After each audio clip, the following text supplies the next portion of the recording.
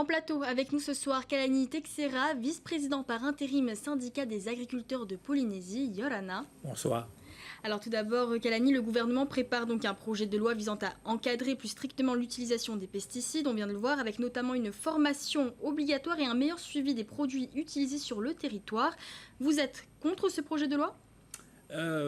Effectivement, c'est un vœu pieux qu'on a voulu mettre en place cette loi de pays. Mais on a constaté au niveau du syndicat qu'il y a plusieurs failles et plusieurs conséquences qui sont néfastes pour et mettra en péril les agriculteurs. On peut faire un constat. 92% de la production locale qui est vitale, elle est normalement utilisée pour l'autosuffisance alimentaire. Mais aujourd'hui, elle pourrait avoir un effet pervers si on met en application la loi de pays. Je m'explique. Vous savez, on va interdire tous les néonicotinoïdes et ainsi que le fipronil. Or, le fipronil et les néonicotinoïdes sont les seuls produits qu'on a qui sont efficaces pour la culture maraîchère, pour la vanille, pour les agrumes et pour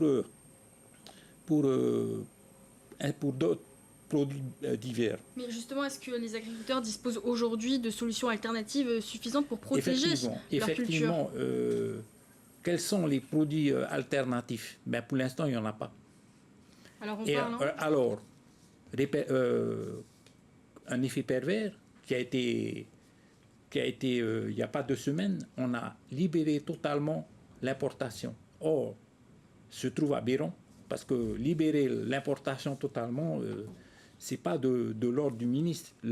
L'objectif principal du ministre, c'est d'inverser la balance commerciale. Et inverser la balance commerciale, ça veut dire quoi? Ça veut dire qu'on produit localement et on ferme le quota d'importation.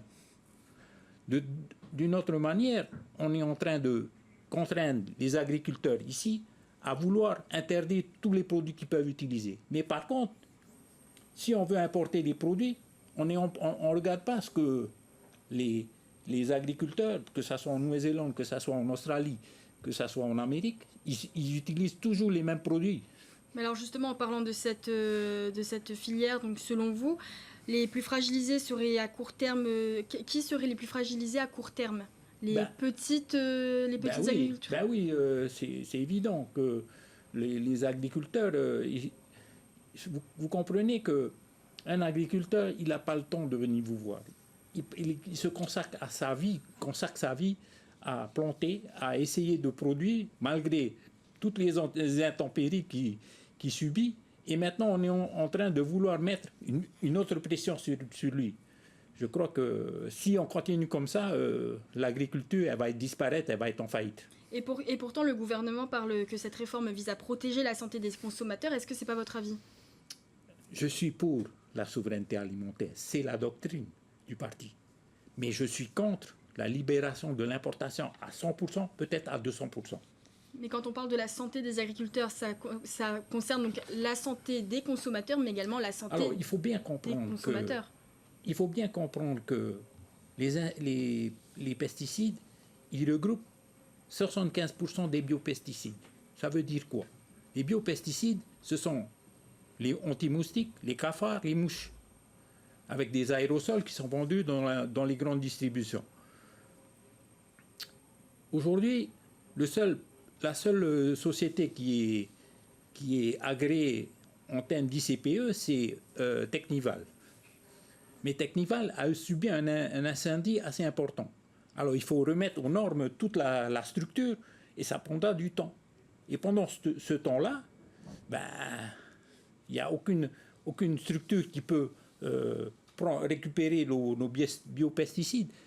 Vous vous rendez compte que dans la loi de pays, si on jette ne serait-ce que des emballages périmés dans la poubelle et qu'un inspecteur du phytosanitaire, il vienne et il pénalise. Vous vous rendez compte que ça peut aller jusqu'à 35 millions. C'est aberrant. Merci beaucoup, Kalani Texera, d'avoir accepté notre invitation. Je vous en prie.